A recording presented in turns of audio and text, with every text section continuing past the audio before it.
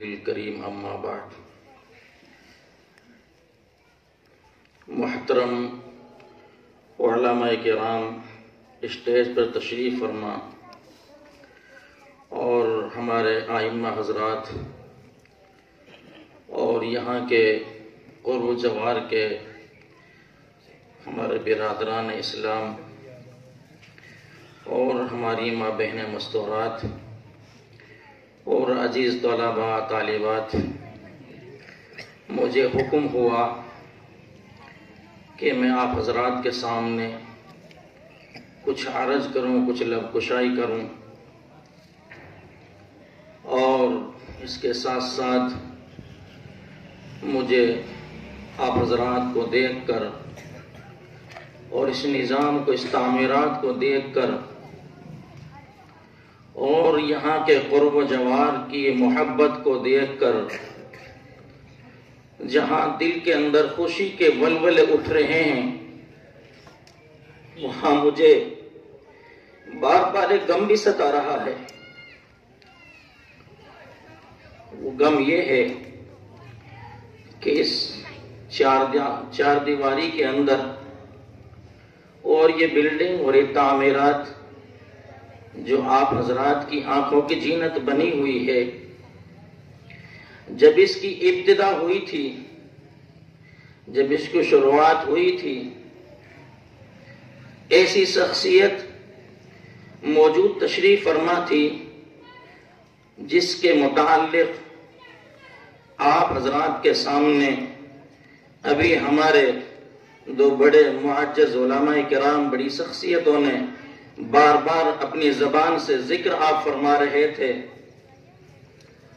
جس کے نام گرامی آپ سب حضرات واقف ہیں،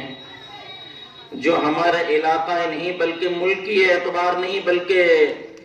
پورے عالمی اعتبار سے ایک مانی ہوئی شخصیت تھی، جن کا لقب کے اعتبار سے، ایک اوصافی نام کے اعتبار سے، صفتی نام کے اعتبار سے ایک لفظ موسوم ہو چکا ہے،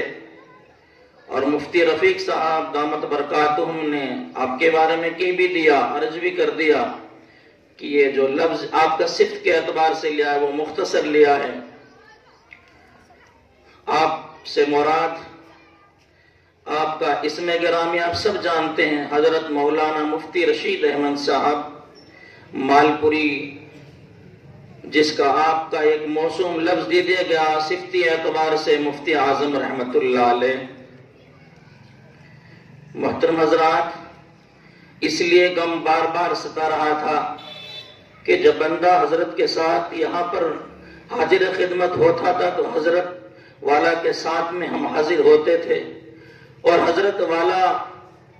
کی زیارت ہوا کرتی تھی، لیکن آج ہمارے سامنے، ہمارے درمیان میں حضرت والا نہیں رہے۔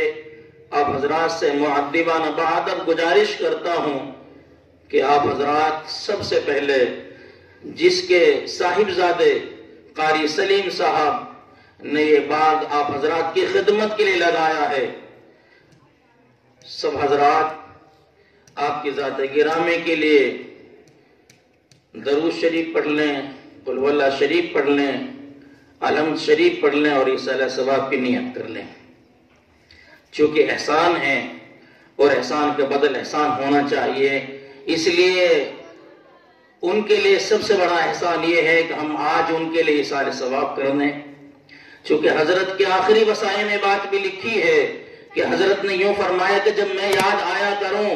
تو میرے لیے کم از کم 3 مرتبہ قل ہو اللہ شریف تو پڑھ کے میرے لیے ایصال ثواب کر دیا جائے۔ تو کیا آپ آج آپ کے سامنے، سب حضرات کے سامنے، کہ آپ ایسی شخصیت کا ذکر بار بار آ رہا ہے، تو کیا ہمارا حق نہیں ہے کہ آج ہم آپ کے ذات گرامی کے لیے ایصال ثواب کی نیت کر لیں؟ الحمدللہ آپ کی ذات سے منسلک حضرت مفتی صاحب رحمت اللہ علیہ سے منسلک اور آپ کے خلافہ یہاں کافی تعداد میں تشریف فرما ہے۔ میں اگر ذکر نام بعینی نام اسی طریقے سے لوں تو کافی وقت مل جائے کہ مجھے قید کر دیا گیا کہ مختصر وقت لینا ہے۔ آپ کے سینکڑوں مریدین یہاں موجود ہیں الحمدللہ۔ میرے بھائی بزرگ اور دوستو، میں اپنے حضرت کی ایک بات اپنی بات کر کے ختم کر دینا چاہتا ہوں۔ حضرت والا تشریف فرما تھے اپنی بیٹھک کے اندر، کتب خانے کے اندر، تو ایک صاحب آئے اور ایک مسئلہ معلوم کیا حضرت والا سے کہ حضرت ہماری مسجد کی چٹائی جو ہوتی جس پر نماز پڑھتے ہیں وہ پرانی ہو گئی، اب ہم کو کیا کریں، کیا کوڑیوں میں ڈال دیں یا کہیں ایسی پھینک دیں؟ تو حضرت رحمت اللہ علیہ نے مسئلہ بتلایا، چونکہ ہمارے حضرت ابھی آپ نے سنا مفتی اعظم رحمت اللہ علیہ تھے، آپ فقیہ الامام تھے، آپ بہت بڑے محدث تھے، مفقہ تھے، اللہ تعالیٰ نے بہت سارے علوموں سے نوازا تھا۔ آپ جہاں امام السلوک تھے، شیخ المشائخ تھے، آپ فقیہ اعظم بھی تھے، آپ مفتی اعظم بھی تھے آپ۔ تو حضرت والا سے ایک مسئلہ معلوم کیا ایک صاحب نے کہ حضرت ہماری مسجد کی چٹائی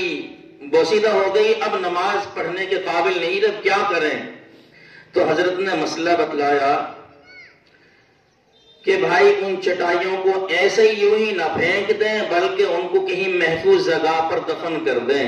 کیونکہ ایسے مومنوں کے سجدہ ریجواں ہوئے ہیں، سجدہ کیے ہیں، کل قیامت یہ چٹائی گواہی دے گی کہ اس بندہ نے میرے اوپر سجدہ کیا تھا اور یہ مغفرت کا ذریعہ بنے گا، لہذا اس کا اس لیے احترام کیا جائے کہ اس چٹائی کی نسبت نماز سے ہو گئی اور کلام الہی سے نسبت ہو گئی اور اللہ سے کلام کرنے کی نسبت ہو گئی۔ کیا بات ہے، مسئلہ سمجھ میں بیٹھ گیا اور اس نے کہا کہ حضرت اب تک جو ہم نے اپنی چٹائیوں کو یوں ہی ڈالا ہے کوڑیوں میں، تو اب کیا ہوگا؟ نے فرمایا معافی مانگ لو، اللہ تعالیٰ سے توبہ کر لو، کیونکہ علاقہ میوات میں آپ سے پہلے یہ کپڑے کی چٹائی ہوا کرتی تھی، ان کو لوگ جلا دیا کرتے تھے، کوڑیوں میں ڈال دیا کرتے تھے۔ اسی دوران میں پھر ایک دوسرے صاحب پوچھتے ہیں مسئلہ کہ حضرت قرآن کریم کی جو چولی ہوتی ہے، جلدان جو ہوتا ہے، اس کو یوں ہی لوگ ڈال دیتے ہیں، جب وہ چولی پھٹ جاتی ہے، بوسیدہ ہو جاتی ہے، قرآن کریم کے لائق نہیں ہوتی، اس کو چڑھانے کے اعتبار سے اس کو بھی کیا کیا جائے؟ کہ ہمارے مسجد کے امام صاحب جب قرآن کریم کی وہ چولی پرانی ہو جاتی ہے تو ان کو ورقوں ایسے یوں ہی ڈال دیتے ہیں اور ورقوں میں ڈال دیتے ہیں، کیا بات کہ اس کا کیا احترام کیا جائے؟ تو حضرت نے فرمایا کہ بھائی اس کپڑے کی نسبت قرآن کریم سے ہو گئی ہے، لہذا جس طریقے سے قرآن کریم کے احترام لازم ہے مومن کے لیے، اسی طریقے سے اس کپڑے کا بھی احترام لازم ہے، لہذا جہاں پر قرآن کریم کے ورقوں کو جو ورق قابل تلاوت اور قابل پڑھنے کے نہیں رہے، جہاں پر ان ورقوں کو قرآن کریم کے ورقوں کو جہاں دفن کرنے کا حکم ہے، جہاں محفوظ جگہ پر رکھنے کا حکم ہے، وہیں اس کپڑے کے جلدان اور چولی کا رکھنے کا بھی حکم ہے۔ تو میرے محترم بزرگوں دوستو، حضرت نے ایک مثال بھی دے کر فرمائی کہ یہ جسم کے کپڑے اگر پرانے ہو جاتے ہیں اور پرانے ہونے کے بعد ہماری عورتیں مستورات ہیں، اس کپڑوں سے اپنی گودڑیاں بناتی ہیں اور جب گودڑیوں کی استعمال کرتی ہیں، اس استعمال کرنے کے بعد پھر بھی وہ پرانے ہو جاتے ہیں تو کیا کرتے ہیں؟ میوات کے رواج کے اعتبار سے کوڑیوں میں ڈال دیتی ہیں، اور کوڑیوں میں ڈالنے کے بعد زمانہ گزرتا ہے اور زمانہ گزرنے کے بعد پھر وہ جنگلوں میں کھیتوں میں جاتی ہیں اور ایک معاون بنتے ہیں اچھی فصل اگانے کے اعتبار سے، لہذا اس کپڑے کا یہاں یہ حکم نہیں ہے بلکہ اس کپڑے کا یہاں یہ حکم ہے کہ اس کو اس جگہ پر محفوظ کیا جائے جہاں قرآن کریم کے ورقوں کو محفوظ کیا جاتا ہے، کیونکہ اس کپڑے کا نسبت اور اس کپڑے کی انسیت قرآن کریم سے ہو چکی ہے۔ اس کا احترام اس لیے لازم ہے، نہ کہ کپڑے کی وجہ سے، اس لیے کہ قرآن کریم سے انسیت ہو چکی ہے۔ میرے بھائی بزرگ اور دوستو، میں یہاں کے قرب جوار سے مخاطب ہوں کہ آپ کی خوش قسمت ہے وہ شخص جس کی یہ زمین ہے،